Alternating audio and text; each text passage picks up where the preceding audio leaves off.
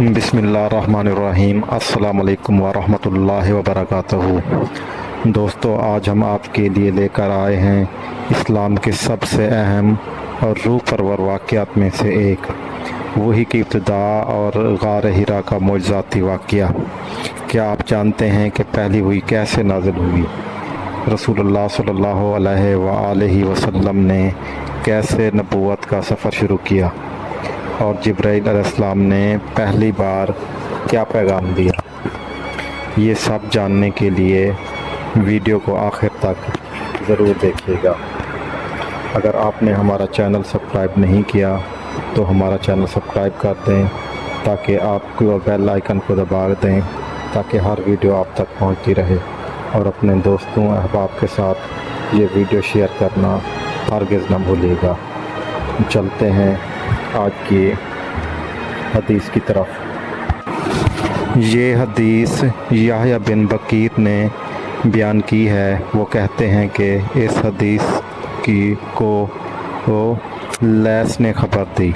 Lace Aqeel से रवायत करते हैं, अकील बिन शहाब से, वो उरा बिन ज़ुबैर से, वो उम्मुल मोमिनीन हज़रत आयशा रज़ियल्लाहु तआला अन्हा से नकल करते हैं कि उन्होंने बताया कि अन हज़रत मोहम्मद सल्लल्लाहु अलैहि वसल्लम पर वही का इब्तिदाई दौर अच्छे सच्चे पाकीज़ा ख्वाबों से शुरू हुआ।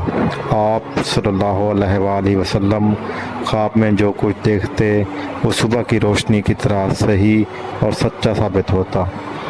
फिर मन जानिब कुदरत आप सल्लल्लाहु अलैहि वसल्लम तन्हाई पसंद हो गए और आप सल्लल्लाहु अलैहि वसल्लम ने गार हिरा में खलवत नशीनी इख्तियार फरमाई और कई दिन और रात वहाँ मुसलसल इबादत और याद इलाही और ज़िक्र और फ़िक्र में मशगूल रहते।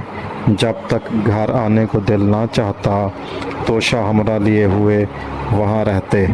तोशा ख़त्म होने पर ही अपनी अहलिया मुहतरमा हज़रत खदीजा रज़ियल्लाहु तआला अन्हा के पास तशरीफ़ लाते और कुछ तोशा हमरा लेकर फिर वहाँ जाकर खलवत गज़ी हो जाते। यही तरीक़ा जारी रहा यहाँ तक कि आप सल्लल्लाहु अलैहि वसल्लम पर हक़ के मुनकशफ़ हो गया और आप सल्लल्लाहु अलैहि वसल्लम गार हिरा में क़याम पज़ीर थे कि अचानक हज़रत जिब्राईल अलैहिस्सलाम आप सल्लल्लाहु अलैहि वसल्लम के पास हाज़िर हुए और कहने लगे, ऐ मोहम्मद सल्लल्लाहु अलैहि वसल्लम,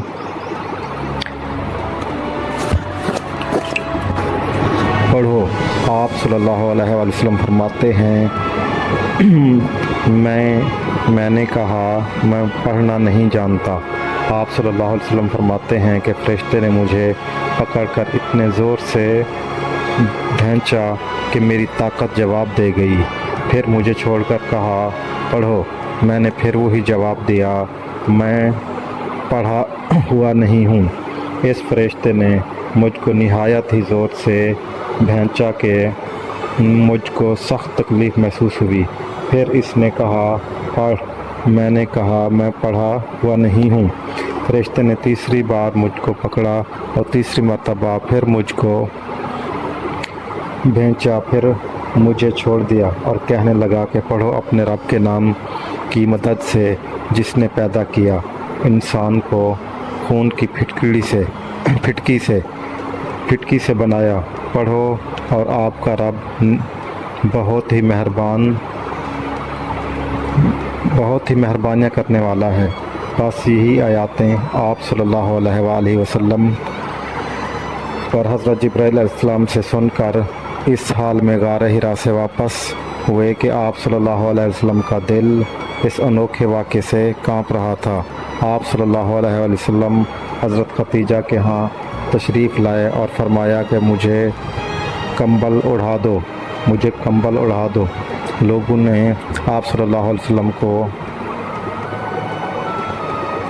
कंबल उड़ा दिया।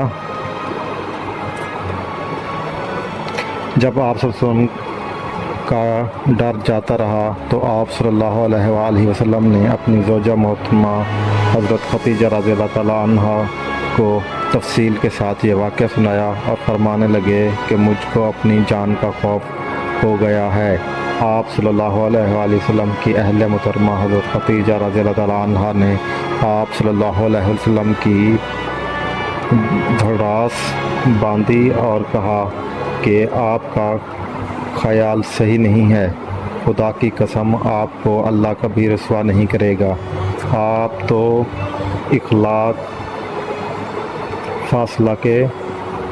فلسفہ کے مالک ہیں، آپ تو کنبہ پرور ہیں، بے قصوں کا بوجھ اپنے سر پر رکھ لیتے ہیں، مفلسوں کے لیے آپ کماتے ہیں، مہمان نواز ہیں، آپ بے مثال ہیں اور مشکل وقت میں آپ امر حق کا ساتھ دیتے ہیں۔ ایسے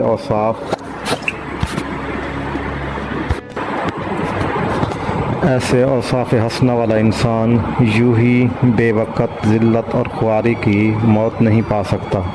پھر مزید تسلی کے لیے حضرت خدیجہ رضی اللہ تعالیٰ عنہا آپ صلی اللہ علیہ وآلہ وسلم کو ورقہ بن نوفل کے پاس لے گئی، جو ان کے چچا زاد بھائی تھے اور زمانہ جہالت میں نصرانی مذہب اختیار کر چکے تھے اور عربانی زبان کے کاتب تھے، چنانچہ انجیل کو بھی حسب منشاء خداوندی عربانی زبان میں لکھا کرتے تھے۔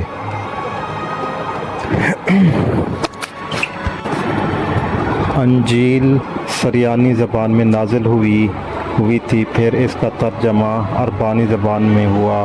ورقہ اسی کو لکھتے تھے۔ وہ بہت بوڑھے ہو گئے تھے، یہاں تک کہ ان کی بینائی بھی رخصت ہو چکی تھی۔ حضرت خدیجہ رضی اللہ تعالیٰ عنہا نے ان کے سامنے آپ صلی اللہ علیہ وسلم کے حالات بیان کیے اور کہا کہ اے چچا زاد بھائی، اپنے بھتیجے محمد صلی اللہ علیہ وسلم کی زبانی ذرا ان کی کیفیت سن لیجئے۔ وہ بولے کہ بھتیجے، آپ نے جو کچھ دیکھا اس کی تفصیل سناؤ۔ چنانچہ آپ صلی اللہ علیہ وسلم نے از اول تا آخر پورا واقعہ سنایا، جسے سن کر ورقہ بے اختیار ہو کر بول اٹھے کہ یہ تو وہی ناموس معزز دان فرشتہ ہے جسے اللہ نے حضرت موسیٰ علیہ السلام پر وحی دے کر بھیجا تھا۔ کاش میں آپ کے اس عہد نبوت کے شروع ہونے پر جوان عمر ہوتا، کاش میں اس وقت زندہ رہتا جب کہ آپ کی قوم آپ کو اس شہر سے نکال دے گی۔ رسول صلی اللہ علیہ وآلہ وسلم نے یہ سن کر تعجب سے پوچھا کہ کیا یہ لوگ مجھ کو نکال دیں گے، حالانکہ میں ان میں صادق، امین اور مقبول ہوں؟ ورقہ بولا، ہاں یہ سب کچھ سچ ہے، مگر جو شخص بھی آپ کی طرح امر حق لے کر آیا، لوگ اس کے دشمن ہی ہو گئے ہیں۔ اگر مجھے آپ کی نبوت کا وہ زمانہ مل جائے تو میں آپ کی پوری مدد کروں گا، مگر ورقہ کچھ دنوں کے بعد انتقال کر گئے۔ کچھ عرصہ بعد وحی کی آمد موقوف رہی۔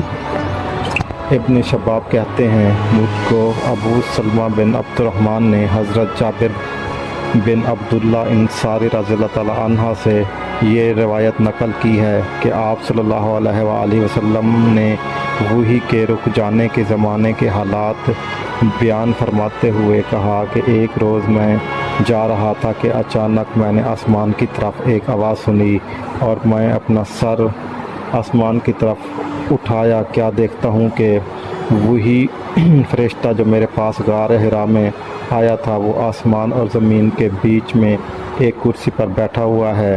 میں اس سے ڈر گیا اور گھر آنے پر میں نے پھر کمبل اوڑھنے کی خواہش ظاہر کی۔ اس وقت اللہ پاک کی طرف سے یہ آیات نازل ہوئی، اے لحاف اوڑھ کر لپیٹنے والے، اٹھ کھڑا ہو اور لوگوں کو عذاب الہی سے ڈراؤ اور اپنے رب کی بڑائی بیان کر اور اپنے کپڑوں کو صاف رکھ اور گندگی سے دور رہے۔ اس کے علاوہ بعد وہی تیزی کے ساتھ پے در پہ آنے لگی۔ اس حدیث کو یحییٰ بن بکیر کے علاوہ لیث بن سعید سے عبداللہ بن یوسف اور ابو صالح نے بھی روایت کیا ہے۔ اور عقیل کے علاوہ ظاہری سے حلال بن رعد نے بھی روایت کیا ہے۔ یونس اور معمر نے اپنی روایت میں لفظ فواتہ کی جگہ بوادرہ نقل کیا ہے۔ تشریح: یہ حدیث صحیح بخاری کی ابتدائی حدیث میں سے ہے جو نبی کریم صلی اللہ علیہ وآلہ وسلم پر وحی کے آغاز کو بیان کرتی ہے۔ حضرت عائشہ رضی اللہ تعالیٰ عنہ کی زبانی بیان کردہ یہ روایت کئی اہم نکات پر روشنی ڈالتی ہے۔ وحی کی ابتدا: نبی کریم صلی اللہ علیہ وآلہ وسلم پر وحی کا آغاز خوابوں کے ذریعے ہوا جو سچ ثابت ہوتے اور یہ نبوت کی تحمید تھی۔ خلوت اور تنہائی: آپ صلی اللہ علیہ وسلم کا غار حرا جانا اور دن رات عبادت میں مشغول رہنا روحانی تیاری کا حصہ تھا۔ پہلی وحی کا نزول: حضرت جبرائیل علیہ السلام کی آمد اور اقرا کے لفظ سے وحی کا آغاز ایک تاریخی لمحہ تھا۔ خوف اور حضرت خدیجہ رضی اللہ تعالیٰ عنہا کی تسلی: یہ واقعہ ہمیں بتاتا ہے کہ ایک نبی بھی انسانی جذبات رکھتا ہے اور بیوی کا ساتھ ایک عظیم سہارا بن سکتا ہے۔ ورقہ بن نوفل کی گواہی: انہوں نے آپ صلی اللہ علیہ وآلہ وسلم کو تسلیم کیا اور اعلان کیا کہ آپ پر جو نازل ہوا وہی ہے جو حضرت موسیٰ علیہ السلام پر نازل ہوئی تھی۔ میرے عزیز دوستو، بہن بھائیوں، یہ کوئی معمولی واقعہ نہیں۔ یہ لمحہ جب زمین پر آسمان کی بات اتری، وہی قرآن جس نے جہالت کو علم میں بدلا، ظلمت کو نور بنایا اور انسان کو رب سے جوڑ دیا۔ آئیے ہم بھی اپنی زندگیوں کو اسی وحی کی روشنی میں منور کریں اور قرآن کو پڑھیں، سمجھیں اور اس پر عمل کریں۔ اور آخر میں ہم سے جو اس میں کوئی غلطی کوتاہی ہو گئی ہے تو اللہ پاک سے بھی التجا ہے کہ وہ ہمیں معاف فرمائے، اور سامعین سے بھی گزارش ہے کہ ہماری اصلاح کیجیے گا، کومنٹس میں اپنی رائے ضرور دیجیے گا، اور اپنے دوستوں، رشتہ داروں، احبابوں سے اگر آپ کو یہ ویڈیو اچھی لگی ہے تو ضرور شیئر کیجیے گا۔ جزاک اللہ، اللہ حافظ۔